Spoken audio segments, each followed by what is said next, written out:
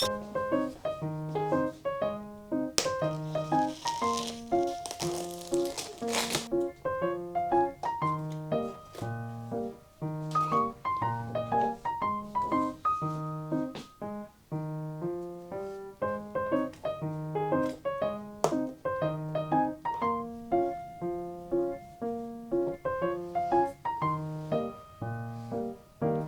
everyone and welcome to a new video.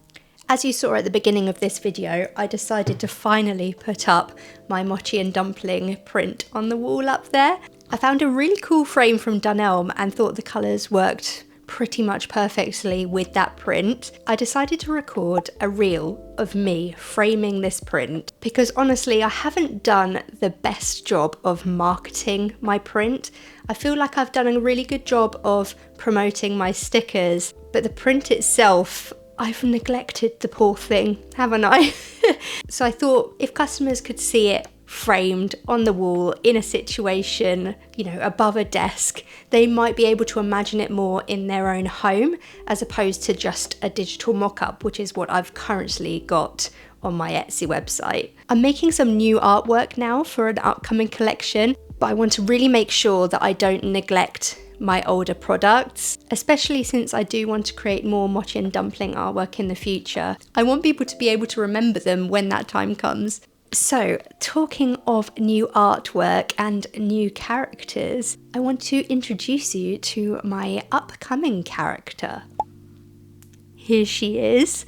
Now, I've kind of dabbled in this character for quite a few years now. I absolutely love drawing frogs, but I thought it was about time that I really knuckled down and created this character properly. Every time I've drawn them over the years, it hasn't really stuck. You know the term where people put their heart and soul into something? I like to incorporate my own personality, my own traits and quirks, my own interests into my characters. So where mochi and dumpling, they really enjoy food, for example.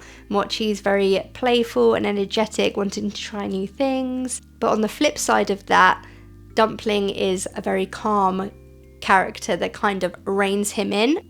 I feel like they are opposite sides of my personality. So I knew that when I created a new character, I wanted them to be a little piece of me. So this frog character really represents my love of nature, going for walks in the wood. I grew up in the countryside, so going for walks in fields and being outside in all weathers is really something that I want to encompass in my own life again. I feel like I don't do it enough, but when I do, I absolutely love it. So especially coming into spring and summer this year, I want to be taking a bit more of a hands-on approach in our garden. I want to go on lovely walks in the woods with my family, and I feel like this character really encompasses that feeling. I ended up doing a poll on various platforms actually. I did some on Instagram stories, on an Instagram reel, and also a YouTube short. To get an idea of what this character could be called, I wanted your guys' input on this. I'm really glad that I did this because my front running name, my personal favourite, is actually the one that came out on top across all platforms. So the names that I put forward were Daisy, Clover, Ivy and Nori. I was a bit unsure about Nori. I knew that I wanted to have either like a flower name or at least something hinting towards nature. I threw Nori into the mix because I thought it sat well with mochi and dumpling, but I do really want these characters to be their own separate thing. I also had somebody throw in the name Florence. I absolutely love the name Florence. I think it would have worked really well because of the hint towards flora, but written down, it was just a little bit too long for what I was after really, especially since I was going to be having these on sticker sheets. I didn't want it to take up too much room. But the one that came out on top, and my personal favourite, so thank you so much to everybody who voted, was Clover. Now there's several reasons why I loved this name for this character. One, obviously it had that nature element in there. Two, the symbolism behind 4-leaf clovers and luck and good fortune, but also it really encompasses the colour green. With this character and all the sticker sheets that I want to include her on, I really want to play around with colour a little bit. I love the idea of using like a really limited colour palette, some more graphic things, perhaps even a monochromatic style sticker sheet with just the colour green would be pretty cool. But also I wanted to really build a world around this character. As I'm sure plenty of you will know by now, I absolutely love Animal Crossing. And I feel like quite a lot of my audience does as well. Without leaning into fan art territory, I really want to capture the feeling that you might get when playing an Animal Crossing game within my own artwork. That kind of cozy, slow living kind of feeling that just warms your heart. So I had all of these ideas just buzzing around in my head over Christmas and would just be noting them down in my notes app on my phone as and when I could, usually during my daughter's nap time. And at first I felt like I was going round in circles, but then inspiration struck. I don't know what happened this particular day, but I went about planning my very first selection of sticker sheets to do with this character and somehow ended up mapping out 4 different collections, all of which I'm super excited about, but obviously I knew that I couldn't do all of them at once. So I've noted them down, we will get to them eventually, but the plan is to kind of release seasonal collections this year. I think it works really well because this character is so linked to nature and the seasons. So I'm not going to give away everything that I'm going to do with this character this year. But my very first collection, I'm wanting to focus on several sticker sheets and a couple of die cut stickers. I still want to be really playful with my sticker sheets, following on from my vending machine sticker sheet that I did with mochi and dumpling.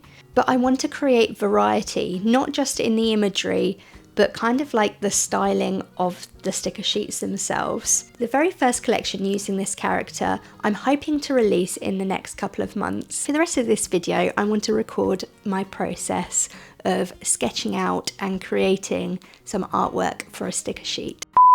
Yeah, so that didn't exactly go to plan.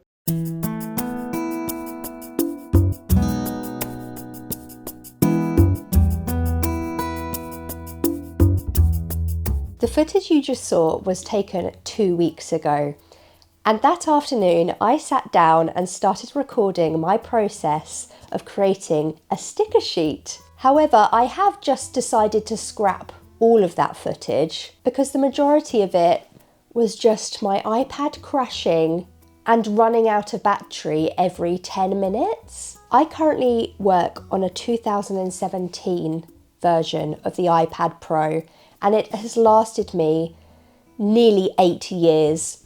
Last year it started to misbehave every now and then, and I thought it was on its way out, but it just seemed to recover. So I thought, fantastic, I'll keep going, but I should probably start saving for a new one. Now, life has got in the way of that goal a fair bit. We ended up missing a flight last year through no fault of our own that the insurance company is still not paying out for. It was just never the right time. However, next month I am going to be making the purchase. So last week I took a trip to the Apple Store. I have been doing my own research into the kind of thing that I wanted, but I wanted to really test it out. Currently I'm working on a screen that is 10.5 inches, and I would really like to go for the bigger model. I was also considering going for the nano texture, but honestly, they must have improved their standard glass screen and their Apple Pen considerably since the edition that I have got. Just the standard glass felt like such an upgrade to work on, and it will also give me the flexibility of adding a paper-like screen should I wish to do so in the future. It was really helpful to go and test it out in person, and I have made my decision.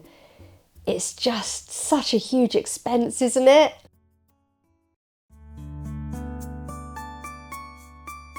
While I was in town, I saw that they had a Miniso shop in there, and guys, be really proud of me because I did not make a single purchase, but it was really nice to go round and gain some inspiration for my own work, just be surrounded by some cute characters doing cute things. I did take the opportunity to head into Next though, because I had a gift card for Christmas and I came across the most beautiful cardigan in the world.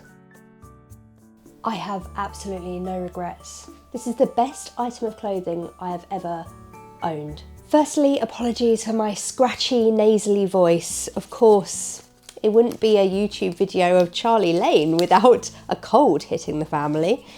This came in the post just now.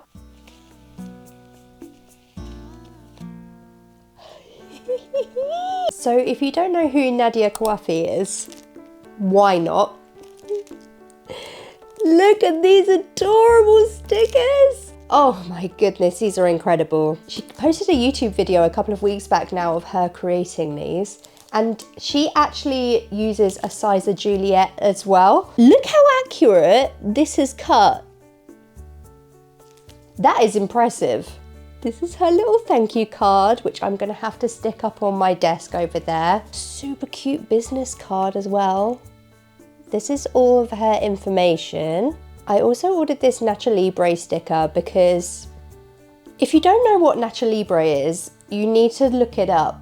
It's one of those films that I swear not many people know about. It is just perfection, and it actually plays kind of a pivotal role in my family. This is actually based off of a traditional piece of hers. She does incredible paintings. She's also included this freebie sticker, which I am in love with. And no word of a lie, I actually had this in my basket at one point, but because I'm trying to save up for this iPad, I thought, you know what? I need to just limit myself and maybe next time. But the sticker gods have answered my prayers, and she's actually included it anyway. So thank you so much, Nadia. Honestly, these are incredible quality and I cannot wait to find a place for these. I might even stick some on my size of Juliet. I feel like it's just calling out for some pixel art Animal Crossing stickers. It's actually made me really want to get back into pixel art. I tried my hand at it last year and it was actually for a book that has been published that I'm yet to get my author copy for, but it should be coming soon. I'm so excited to show you guys because my goodness, was that project a labour of love. While my iPad is charging, I thought I would show you my sketchbook. I got this as a present nearly 10 years ago now, and I've been too afraid to use it because it's so nice. But what is the point of having a sketchbook just sat on a shelf? And my kind of word of the year is play this year. I've decided it's so important to just be a bit more playful with my work. These were just some doodles that I did while I was waiting for my iPad to charge at the coffee shop. I just grabbed any old pen I could find and actually used highlighters, just your standard highlighters you might get in WH Smith. And I really love the look of it. Now, I don't know about anybody else, but I really struggle to work on the first page as the first drawing. So I skipped and then went back. These were some initial sketches that I did the other day, and I've made some notes down there as well. I actually wrote this in my notebook and decided to just rip it out and stick it in here. There's something so freeing about working in a sketchbook where there's no undo button.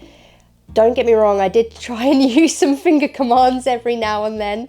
But yeah, just not worrying about what comes out or how imperfect it is. And if anything, the imperfections are the things that I really enjoy.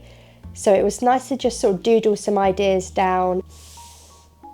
I then took this into my iPad. I actually use this digital mock-up, and it's just a background layer that looks like a sketchbook page.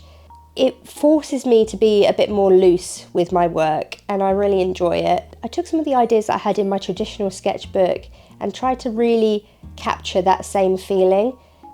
The brushes I'm using here, by the way, are just standard ones that come with Procreate. I don't know if anybody's got the most recent update, but it came with so many lovely different pencils and things.